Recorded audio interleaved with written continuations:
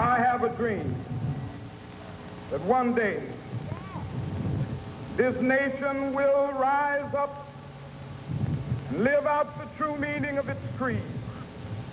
We hold these truths to be self-evident, that all men are created equal. But I have a dream today. The man who said, "I have a dream," to 200,000 Americans in 1963 was assassinated in 1968. Since Dr. Martin Luther King's death on April 4th, the United States has been in shock and mourning. Only now are Americans beginning to recover from the impact of his tragic death. The following are some of the sorrows, some of the tributes paid to his memory by his countrymen during the last number of days. At 7:10 this evening, Martin Luther King was shot in Tennessee. This was to be a gala occasion for a little Negro college from Mississippi appearing in Carnegie Hall with the great Duke Ellington. Martin Luther King, 20 minutes ago, died.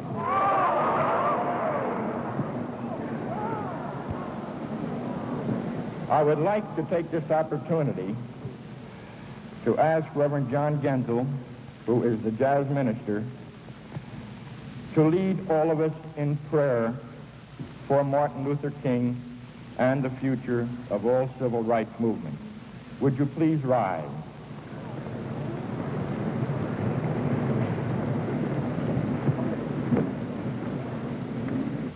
The King is dead. Long live the King of Love throughout eternity. I think it can be said that he now stands with our other American martyrs in the cause of freedom and justice.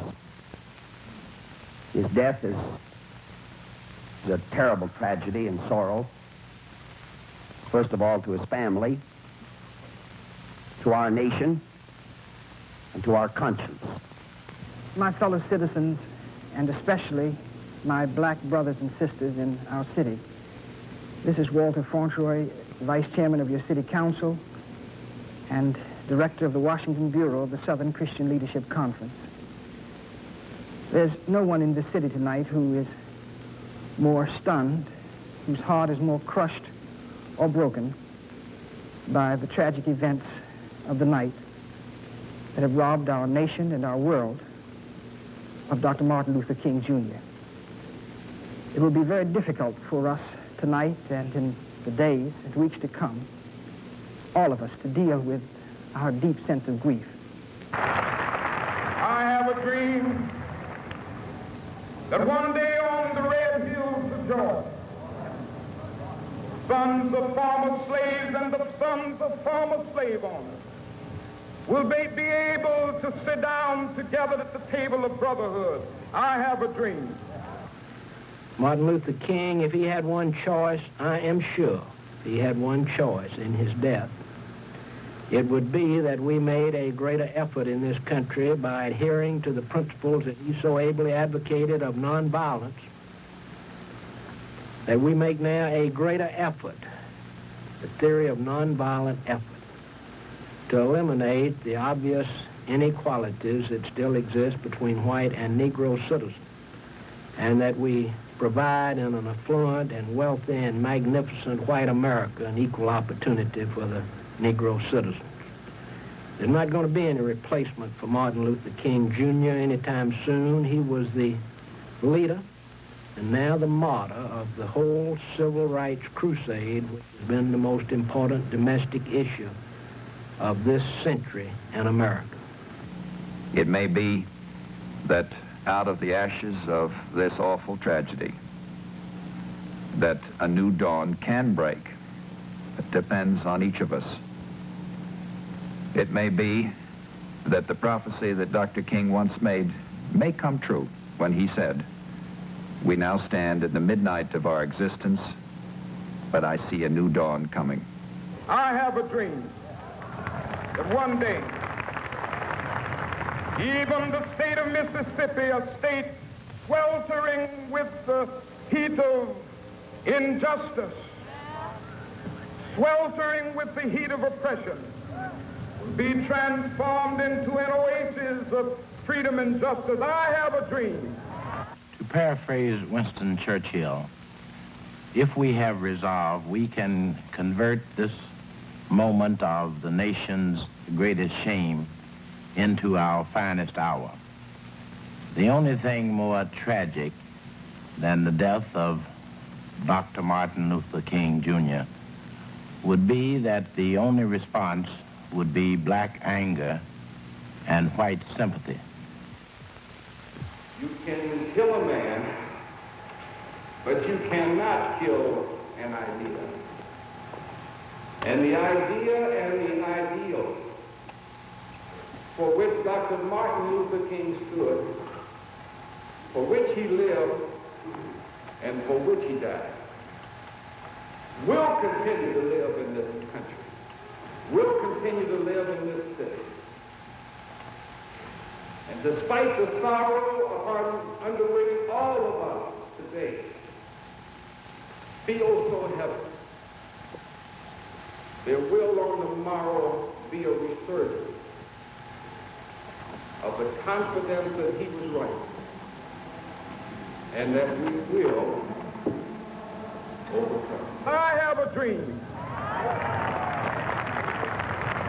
My 4 little children will one day live in a nation where they will not be judged by the color of their skin, but by the content of their character. I have a dream today.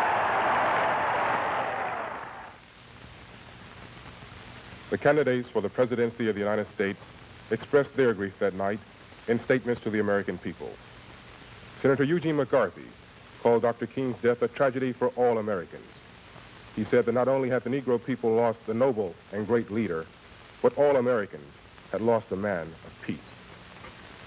Former Vice President Richard Nixon paid tribute to Dr. King as a man determined that the American Negro should win his rightful place alongside all others in his nation, and at the same time, a man whose life was devoted to the principle of peaceful, nonviolent change.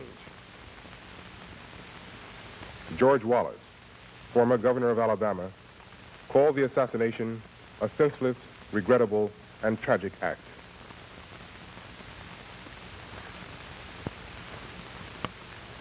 And Senator Robert Kennedy, recalling the death of his own brother, paid homage to Martin Luther King as a man who died in an effort to dedicate his life to love and to justice for his fellow human beings. I have a dream that one day, down in Alabama, black boys and black girls will be able to join hands with little white boys and white girls as sisters and brothers. I have a dream today.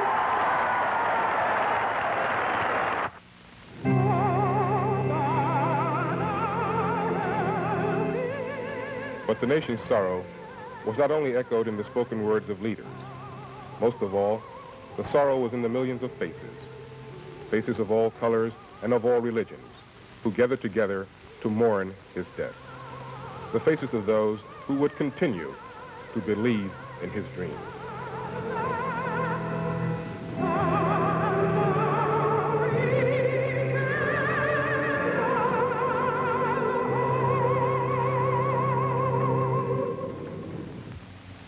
The confidence he exuded were as if he knew something the rest of us didn't know. It was the composure that marks a man who knows who he is, what he believes, and how much he's willing to give for those beliefs.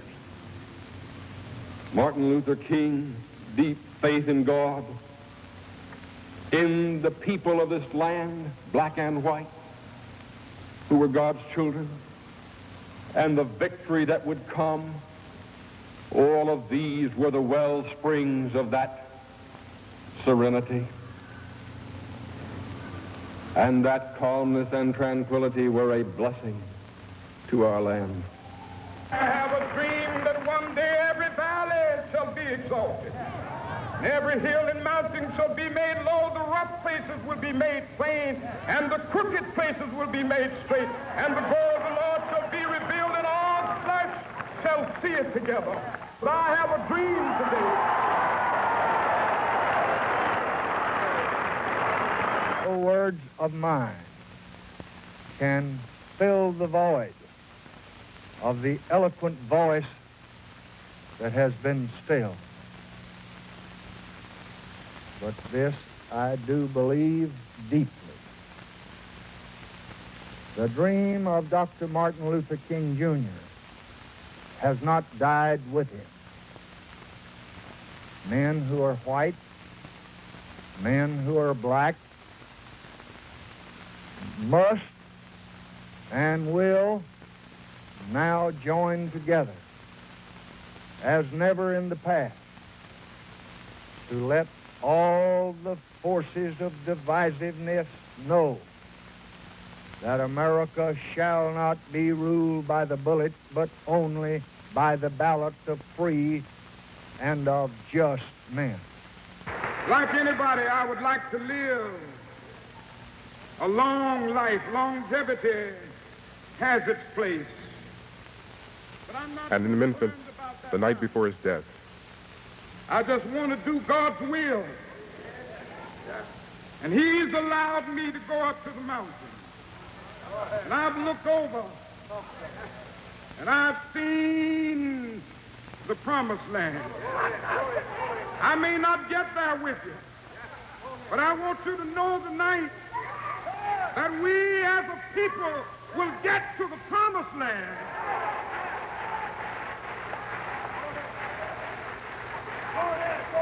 So I'm happy tonight. I'm not worried about anything. I'm not fearing any man. Mine eyes have seen the glory of the coming of the Lord.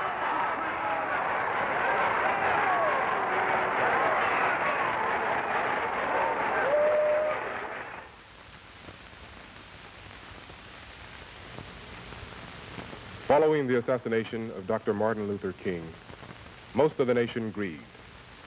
But there were those who did not grieve. There were those who used death as an excuse for the winning of luxury and the game of destruction. Their motive was neither grief nor hunger. Their numbers were small, but damage was not.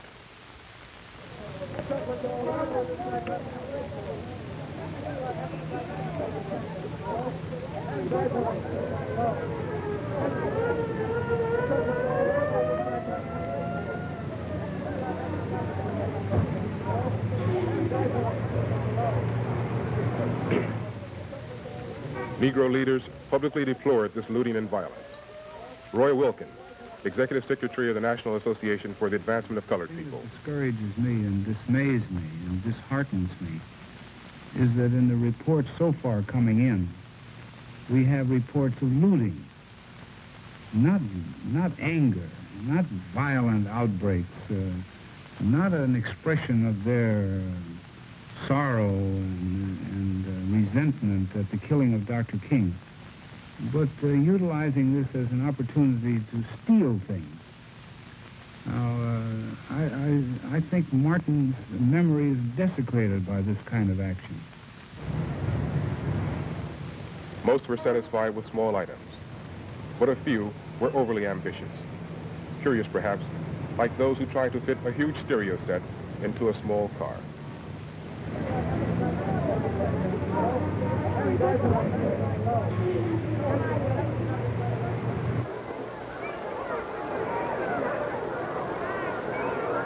I wouldn't want every young black person to take the rap for a few of those ones. Entertainer Sammy Davis Jr.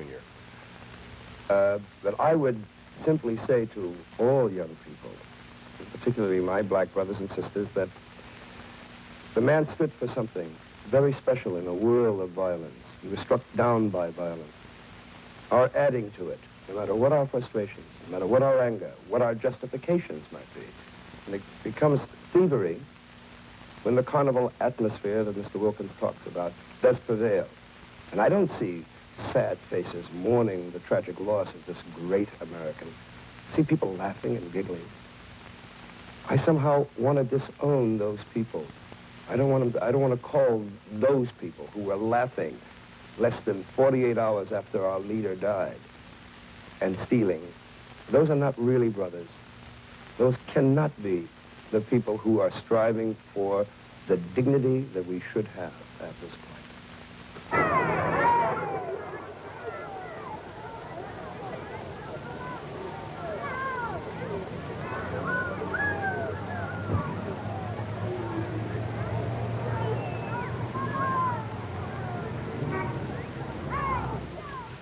The Reverend Wyatt Walker, a close friend and associate of Dr. King since the beginning of the civil rights movement. As difficult as it was for those of us who are civil rights figures, I'm afraid to say leaders or spokesmen, that someone must have the maturity in the black community to say that these riots are riots and they cannot, by any stretch of the imagination, be made into people's rebellion. And I think in this moment, this is the moment for, and Roy has always had the courage to call a spade, if I may use a racist euphemism, to say that you can't make a people's rebellion out of riots. There's no way within the realm of morality looting can be justified. It is illegitimate, it is wanton, it is dishonest. And even though these are black teenagers predominantly, that's all it is. It's hoodlumism, and we, amongst the other people in our larger community, must say also that it is wrong and it is deplorable, and the nation cannot digest it.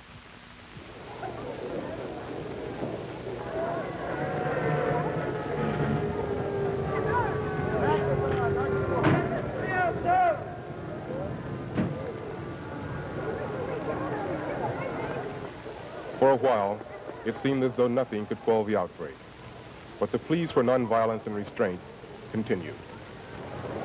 You know what you're talking about. Be qualified. Be ready. Then you don't have a problem. Be ready. Know what you're doing.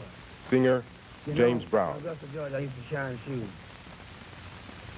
on the steps of a radio station, WRDW. I think we started 3 cents, and we went to 5 and 6. Never did get to a dime.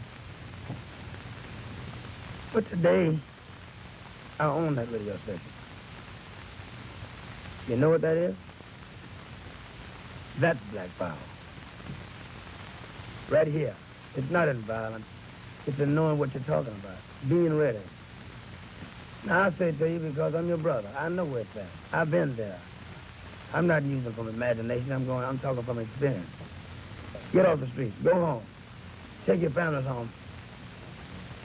Look at television, listen to the radio, or listen to some James Brown records.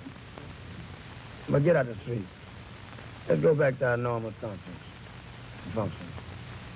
Another thing I'd like to say. Don't burn. Give the kids a chance to learn. Don't terrorize, but organize.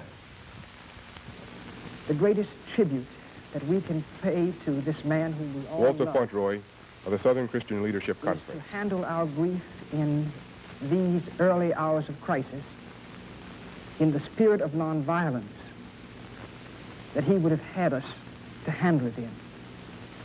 And so I appeal to you tonight to handle your grief and to respond to this tragic event in silence and in nonviolence.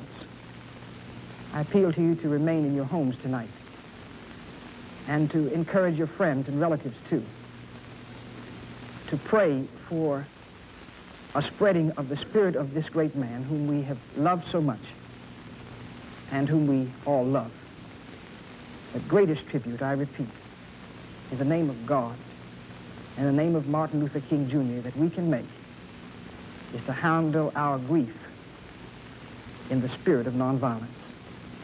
Those who respond violently in their grief do Dr. King and his memory a dishonor. Please respond to this appeal.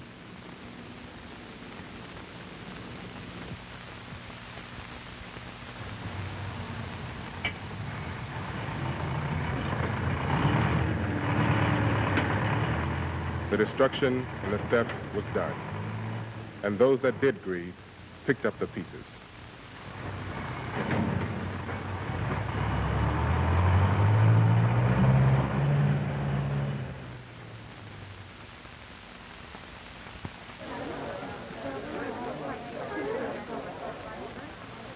Throughout the cities, churches were set up as emergency centers to distribute food, clothing, and shelter to those in need. With the help of government agencies and private organizations, they started to rebuild. Appeals were issued to citizens outside the troubled areas for money and assistance. The people responded generously.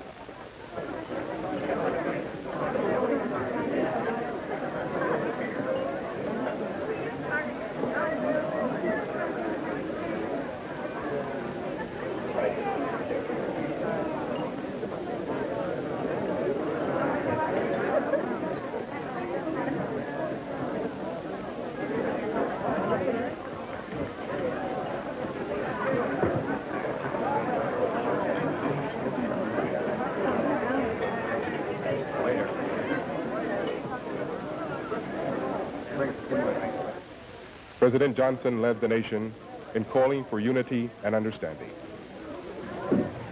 I ask every citizen to reject the blind violence that has struck Dr. King, who lived by nonviolence. I pray that his family can find comfort in the memory of all he tried to do for the land he loved so well. I have just conveyed the sympathy of Ms. Johnson, myself, to his widow, Mrs. King. I know that every American of goodwill joins me in mourning the death of this outstanding leader and in praying for peace and understanding throughout this land. We can achieve nothing by lawlessness and divisiveness among the American people. It's only by joining together and only by working together can we continue to move toward equality and fulfillment for all of our people. In the shadow of a flag that for the first time was lowered to half-mast for a private citizen, some had proven by smoke they had already forgotten him. But for every thief, there were millions who mourned. And beyond the smoke, they were king.